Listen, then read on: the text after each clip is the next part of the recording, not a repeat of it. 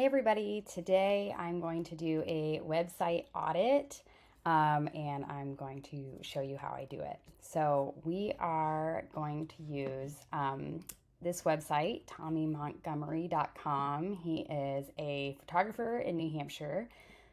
So the first thing that I'm going to do when I head to his website is just to check the page code to see what his H1 header is for his homepage. So I just right click and go to view page source, and it will show you all of the code for that particular website.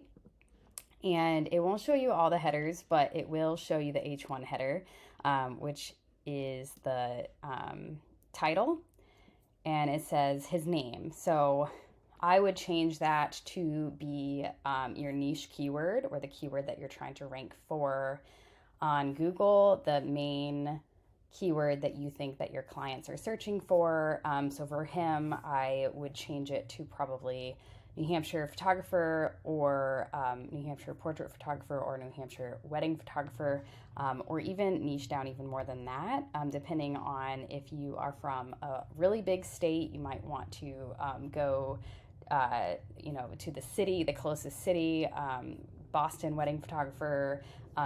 You want to niche down so that you're showing up on Google results for the keyword that your ideal clients are searching for. So that would be the first thing that I would change. And to do that, you just go to the back end of your website.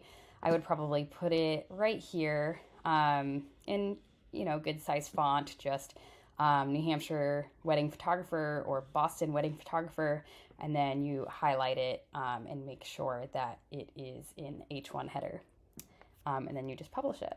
And then you can re-index your homepage on Google Search Console to make sure that Google has crawled through it again and they know what the changes are. So now I'm going to go to Page Speed Insights using pagespeed.web.dev, and I'm just going to see what the speed is for the website. So Google wants to show websites that are fast because they're interested in the client experience. So if your website is not fast or it's not loading quickly, it will not appear on page 1 of Google. So there's two different ways to check speed. The first thing we're going to do is Page Speed Insights. Just it's not as in-depth as some of the other ones, but it kind of gives you a bird's eye view of what the speed is. So sometimes this can take a few minutes.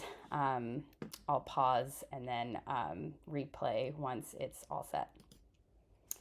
Okay, so for mobile, the website is performing. It gives it like a grade of 42. That's not great. You definitely want to be higher than 80. So you can kind of like poke around and see what is taking so much time with loading time. And a lot of this could be photos. Photos take a really long time to load. Pop-ups take a long time to load. Also just the code from the host that's hosting your URL. That could also be really slow. A lot of things could be causing slow speed. And so I like to go to webpagetest.org to kind of get a better idea for what exactly is slowing down.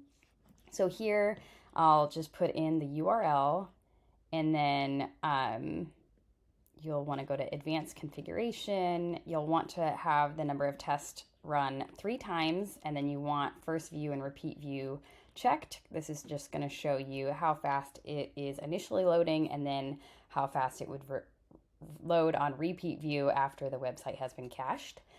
So then you're going to hit start test, and it's free, but it can take a few minutes. So I'm going to pause it again after I click test. All right, so his website test results are in, and you can kind of look at the summary here. Not bad, needs improvement, not bad. And then it has this kind of like timeline here that shows you the loading time and what's happening and at what point things are starting to appear on the screen during the load time. But what I really like to look at is this waterfall. So there's first view and repeat view, and the repeat view is going to be smaller and faster because things are being cached. So if you click on the waterfall, that will give you a good indication of what is really taking a long time. So if you look at some of these bars, you can see, wow, that's taking a really long time to load. This is a Squarespace website. So whatever is happening here, that is taking a really long time to load. So you can kind of dive into what is this? Is this something that I could possibly get rid of or change? And you can look at all of these things and dive into what exactly is taking so long. So for example, this is an image, so that could be easily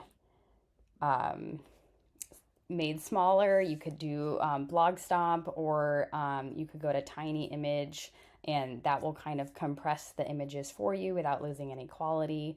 So I highly recommend doing that.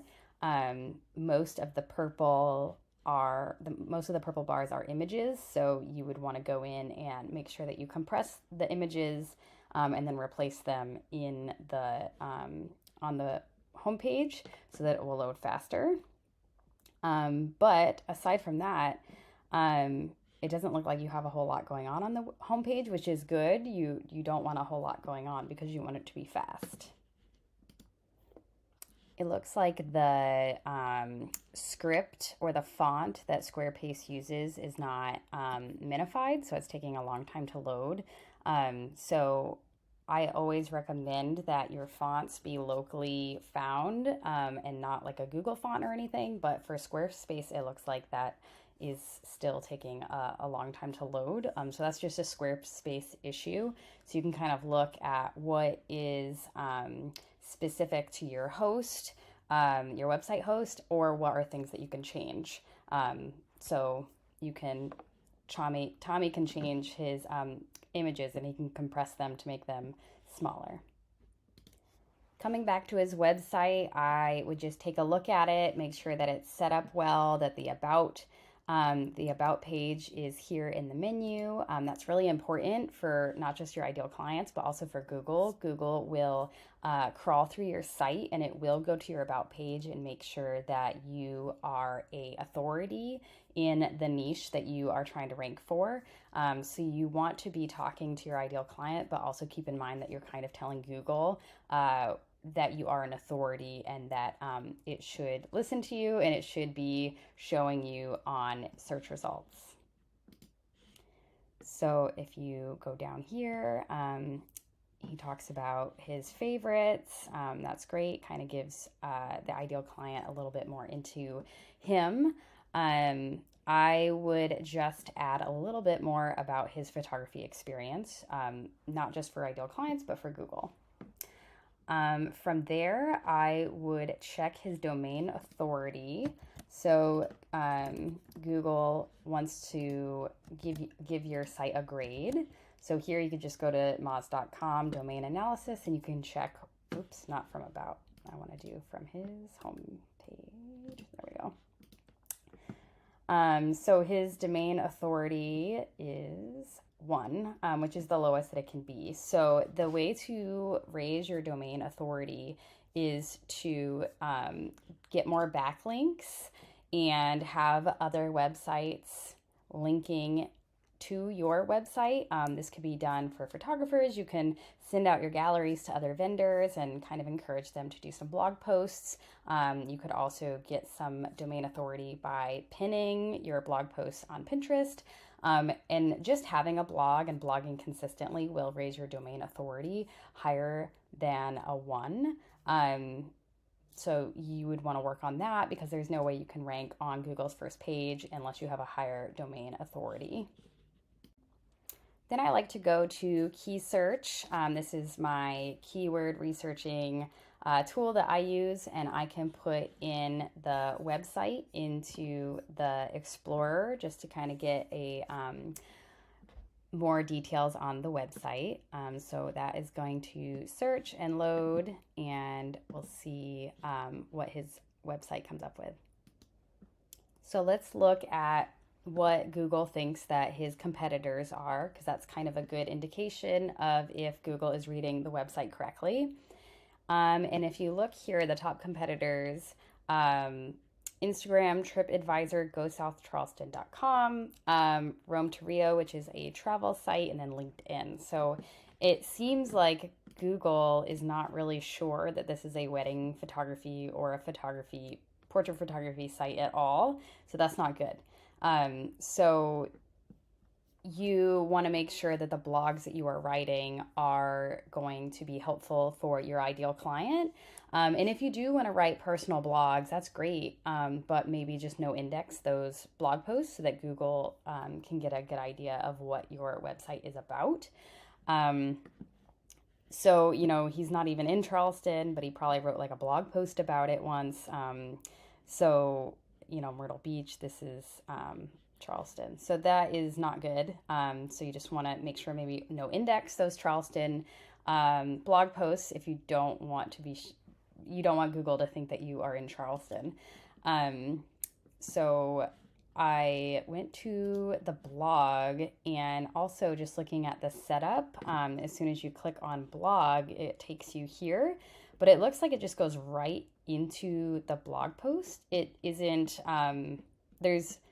I didn't even click into anything, and it's just like showing blog post after blog post.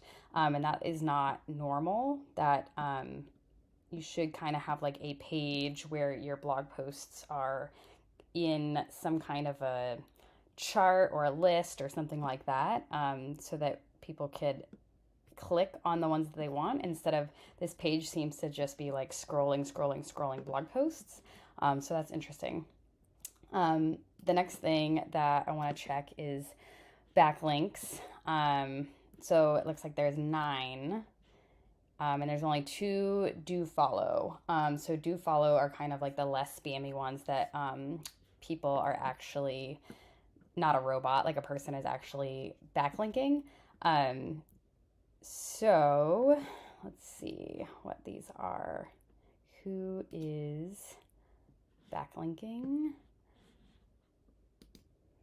So out of all of these, probably just 1 or 2 are actual websites that are linking back to his. So that's just an area of growth where you can kind of try and get more backlinks to get your domain authority up so that you could be ranking higher on Google. And another thing I would like to look at is keywords. So we'll want to see what keywords you're ranking for.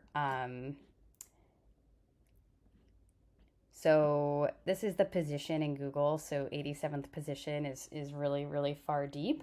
But you seem to be ranking for a lot of Charleston keywords, which is really interesting. So if we do position, so none of your keywords are on the first page, and the ones that you are ranking for, none of them are New Hampshire portrait photography or anything like that. So Google's a little bit confused on what your website is about. So you just want to make sure that you're being really strategic in what blog posts you are posting and what keywords and H1 headers and things like that are on your web pages. So that is the blog audit. So there's lots of things to work on and things to check into. I highly recommend Key Search for finding keywords. You can find your main keyword, and you can find blog post keywords here. This is just going to show you all kinds of different keywords that you could be ranking for. So New Hampshire portrait photographer is really, really easy, low competition keyword, and it says there's 0 volume, but I think that's just because not a lot of people are searching for it. But you can look at all of these different keywords and try to rank for as many as you can.